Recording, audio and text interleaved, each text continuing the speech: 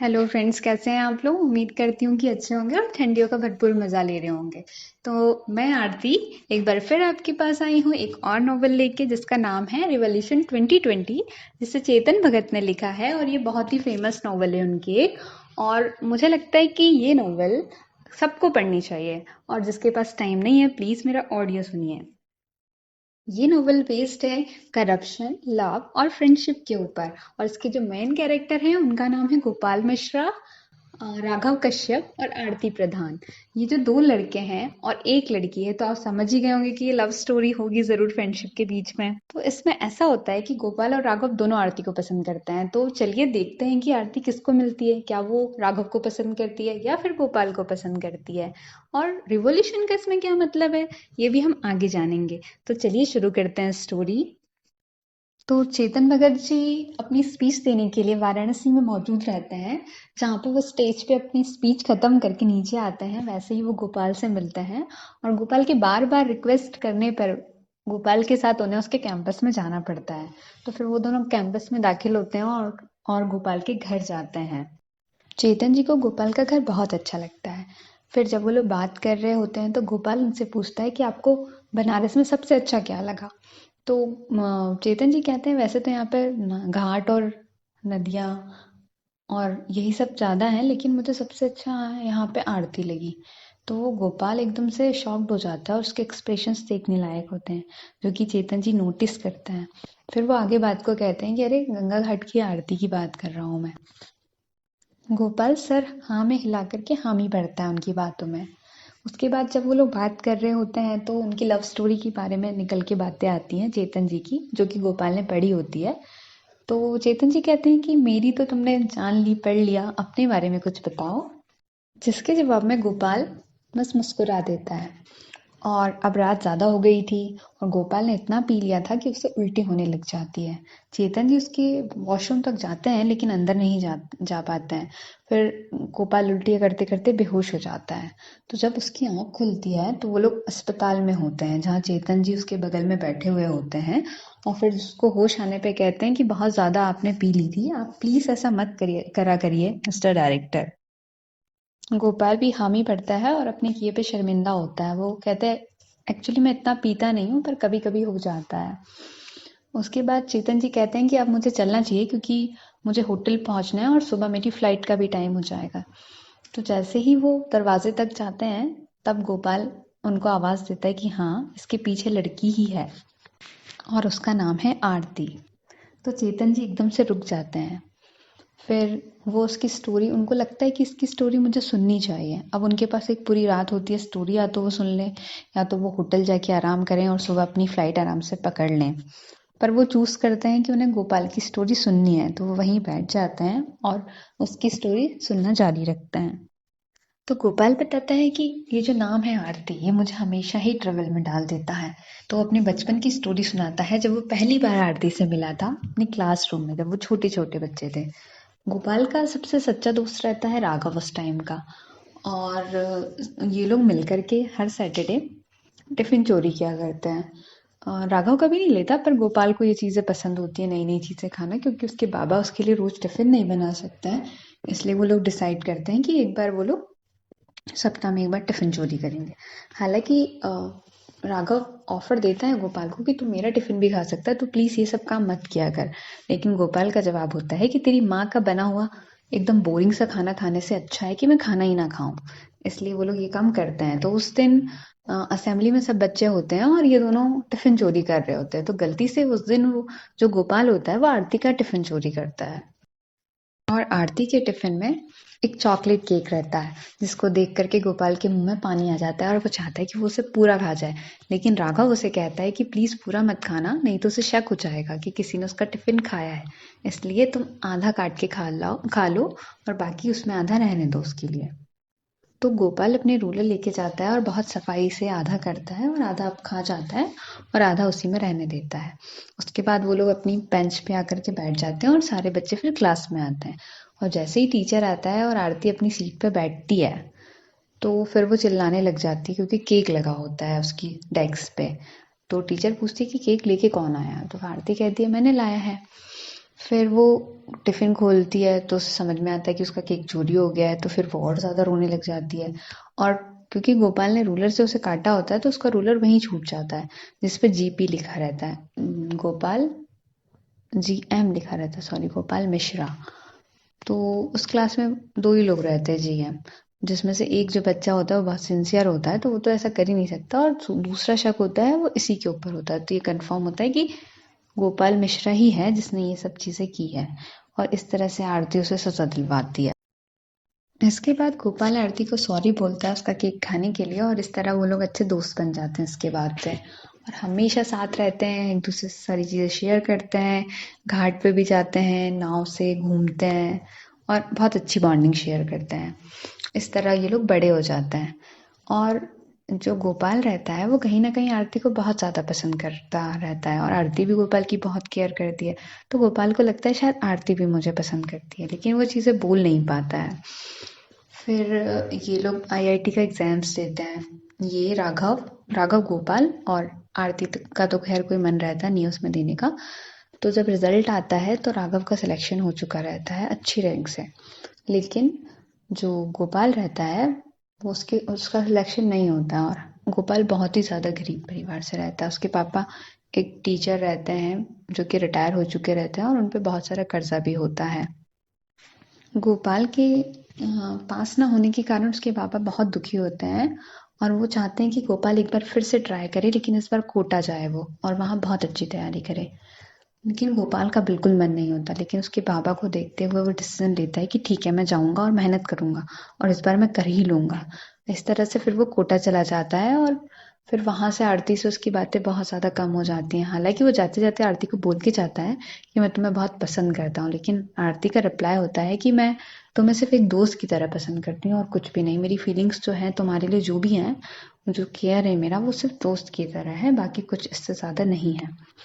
फिर वो चला जाता है कोटा, और उससे आरती का कांटेक्ट भी इतना ज़्यादा नहीं हो पाता है, क्योंकि जब भी वो फ़ोन लगाता है तो आरती कभी घर पे नहीं रहती है, कभी उसके पापा फ़ोन उठाते हैं, कभी उसकी मम्मी फ़ोन उठाती है। इस तरह से आरती से उसकी ज़्यादातर बात नहीं हो पाती है। फिर एक बार जब गोपाल फ़ोन लगाता है तो उसकी मम्मी उसे बताती है कि वो तो राघव के साथ बाहर गई है। फिर जब वो राघव को फ़ोन लगाता है तो उससे आरती की बात होती है, तो उसे समझ में आता है कि वो राघव से मिलने जाती है, और इस बात से उसे बहुत ज़्यादा जलन होती है, क्योंकि वो उसे किसी और के करीब ज़्यादा नहीं देख सकता था, और ख़ास तौर से राघव के करीब ज़्यादा। लेकिन आरती उसे बताती है कि वो राघव को पसंद करती है, और अब उन दोनों की लाइफ बहुत अच्छी चल रही है, और वो दोनों एक दूसरे के साथ बहुत खुश हैं। ये पता लगने के बाद कि आरती राघव के साथ है, गोपाल का वहाँ मन नहीं लगता है पढ़ाई में, और वो गलत चीज़ों में चला जाता है। जैसे उसका एक दोस्त बनता है प्रतीक, जिसके साथ वो शराब पीने लग जाता है, सिगरेट पीने लग जाता है, जबकि ये सारी हैबिट्स उसमें पहले नहीं होती हैं। ये सब आरती की वजह से होता है। उसके बाद जब फिर से आरती से उसकी बात कंज्यूम होती है, वो लोग चैट पे बात करते थे। उसके बाद फिर वो सब चीज़ें छोड़ करके पढ़ाई पे फोकस करता है, क्योंकि उसे अपने बाबा का चेहरा बार बार याद आता है कि मैं उन्हें धोखा दे रहा हूँ। फाइनली उसके एग्जाम्स की डेट भी आ जाती है, और आरती उसे विश करती है। वो अपनी फीलिंग्स को इस तरह उसने बयान किया उस टाइम पे कि आरती उसके लिए कितनी मायने रखती थी, मतलब उसका एक वर्ड उसके लिए कितना मायने रखता था, उसे कहाँ से कहाँ पहुंचा सकता था। फिर इस तरह वो अपनी जर्नी कंप्लीट करके वापस रिटर्न आता है अपने बाबा के पास, और जब रिजल्ट आता है और अपने बाबा को बताता है कि उसका सिलेक्शन नहीं हुआ, तो इस गम से उसके बाबा की डेथ हो जाती है। अब उसके पास कुछ नहीं बचता सिर्फ कर्जे के अलावा, क्योंकि उसके बाबा ने उसको पढ़ाने के लिए बहुत सारे पैसों का कर्जा लिया होता है। अब उसके पास ना तो कर्जा भरने के लिए कुछ होता है, और ना कुछ काम करने के लिए होता है। पर वो चाहता है कि वो प्राइवेट कॉलेज से इंजीनियरिंग कर ले, ताकि उसे छोटी मोटी जॉब मिल जाए और वो अपना लाइफ सही से गुजार सके।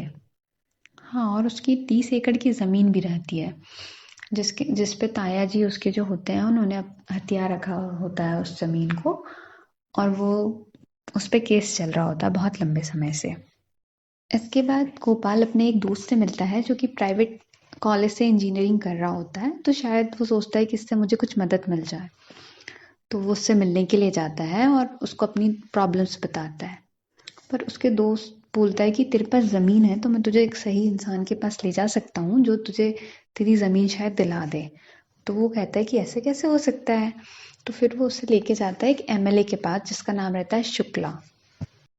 और इस तरह गोपाल की कामयाब बनने की शुरुआत होती है। जो शुक्ला विधायक शुक्ला होता है वो अपनी पहुंच का इस्तेमाल करके वो जो ज़मीन होती है उसको उसके ताया जी से लेकर के सब गोपाल के नाम कर देता है। और वो कहता है कि ठीक है, तुम अपना इस पे कॉलेज बनाओ प्राइवेट इंजीनियरिंग, और मैं तुम्हें पूरा फुल सपोर्ट करूंगा एज अ ट्रस्टी। कॉलेज मेरा रहेगा लेकिन चलाओगे तुम, मतलब डायरेक्टर तुम होंगे। तो गोपाल हामी भर देता है और काम शुरू हो जाता है। ऐसे 3 साल लग जाते हैं उसे अपना कैंपस तैयार करने में। उसके बाद उसका उद्घाटन होता है और इधर उसे पता चलता है कि जो राघव रहता है वो अब इंजीनियरिंग छोड़ करके पत्रकार बनने की तैयारी कर रहा है, क्योंकि उससे उसमें इंटरेस्ट है। अब गोपाल और आरती की अच्छे से बात होने लग जाती है और वो लोग साथ में बहुत ज़्यादा टाइम स्पेंड करने लग जाते हैं। और इधर राघव अपने जर्नलिज्म के कारण आरती से दूर होता चला जाता है, क्योंकि वो अपने काम में इतना ज़्यादा बिजी होता है कि उसे बिल्कुल टाइम नहीं दे पाता। और वो कहते हैं ना कि लड़कियों को टाइम और केयर की ज़्यादा ज़रूरत होती है, क्योंकि उन्हें पैसों से ज़्यादा मतलब नहीं होता, पर इस चीज़ से मतलब होता है कि उनकी केयर सबसे ज़्यादा कौन करता है। और इस टाइम पे गोपाल वो शख्स था जिसको आरती की सबसे ज़्यादा शायद ज़रूरत थी, क्योंकि वो उसकी इतनी केयर करता था, उसे इतना समझता था। तो वो उसके नज़दीक जाने लग जाती है और दोनों में नज़दीकियाँ बढ़ने लग जाती हैं। हालांकि गोपाल पहले से ही आरती को इतना ज़्यादा पसंद करता था, लेकिन अब आरती के दिल में भी गोपाल के लिए बहुत सारी फीलिंग्स आ जाती हैं।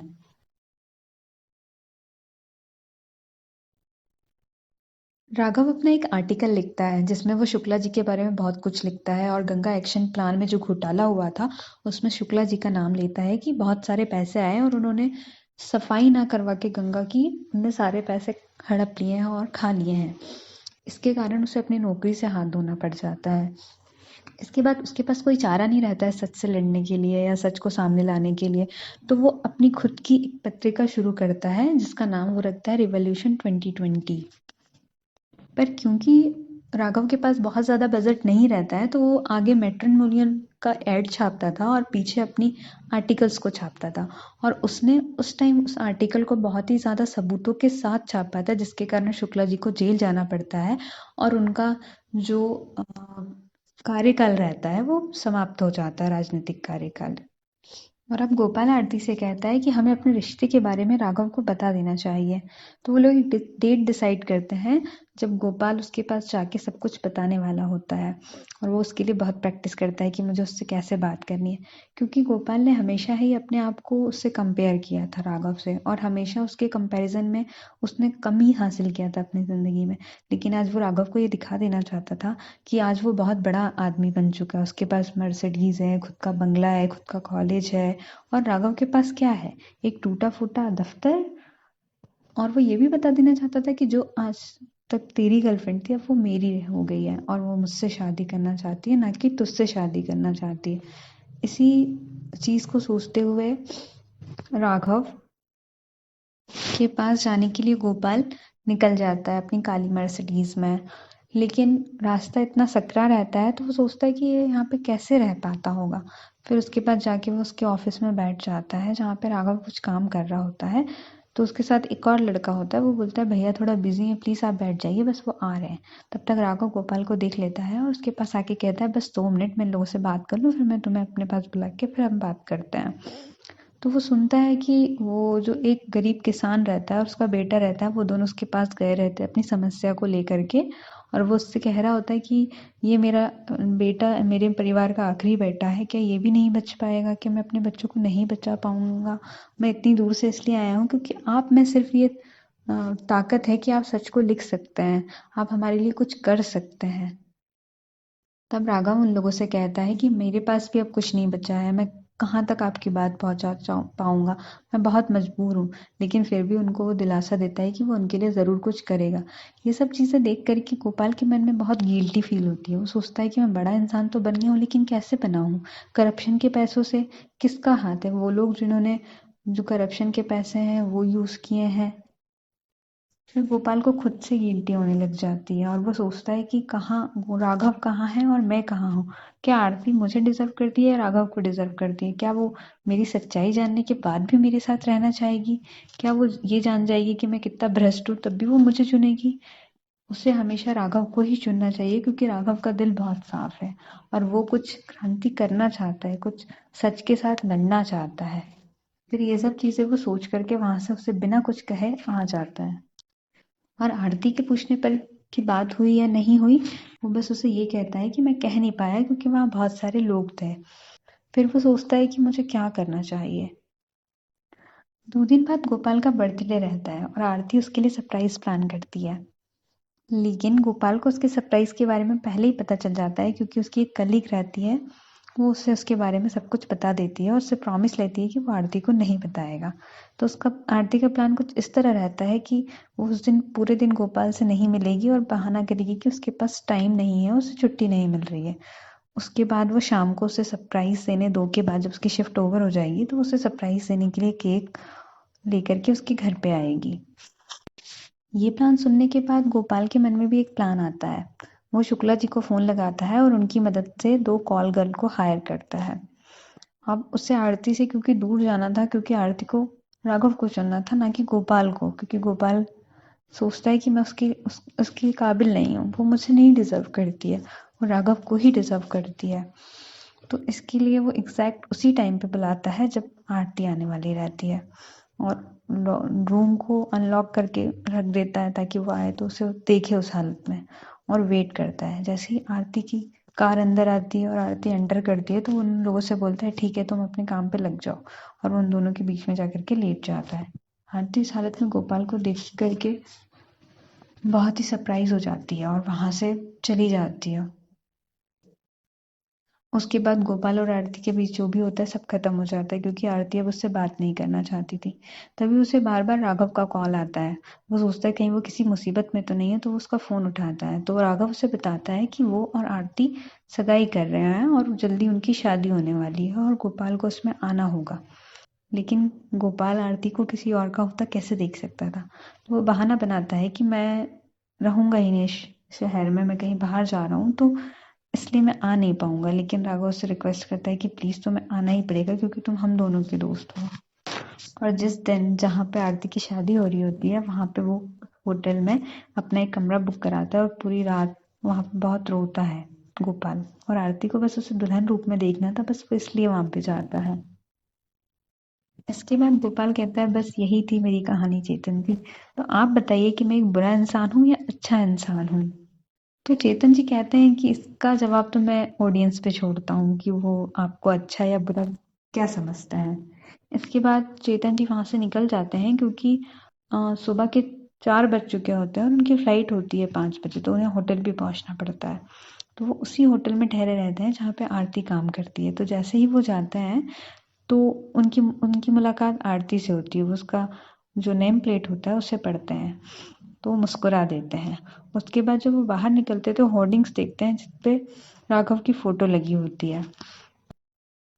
उसके बाद वो गोपाल को तुरंत फोन लगाते हैं तो गोपाल जल्दी से फोन उठाता है और पूछता है सब ठीक तो है। तो वो बोलते हैं कि गोपाल तुम एक बहुत अच्छे इंसान हो। और इस तरह ये नॉवल ख़त्म होती है। तो प्लीज़ आप लोग इस नॉवल को ज़रूर पढ़िएगा अगर आपको टाइम मिलता है, क्योंकि मैं इतने अच्छे से सुना नहीं पाई हूँ और उनके बीच की जो कन्वर्सेशन होती है आरती और गोपाल के बीच की, जो उसका स्ट्रगल होता है कोटा में, उन सब चीज़ों को इतने डिटेल में बताना पॉसिबल नहीं है क्योंकि टाइम कम है और बताना बहुत ज़्यादा है। तो मैंने सिर्फ मेन मेन चीज़ें पिक करके बताई। तो प्लीज़ आप इसको, अगर आपके पास टाइम हो तो प्लीज़ पढ़िएगा। Thank you.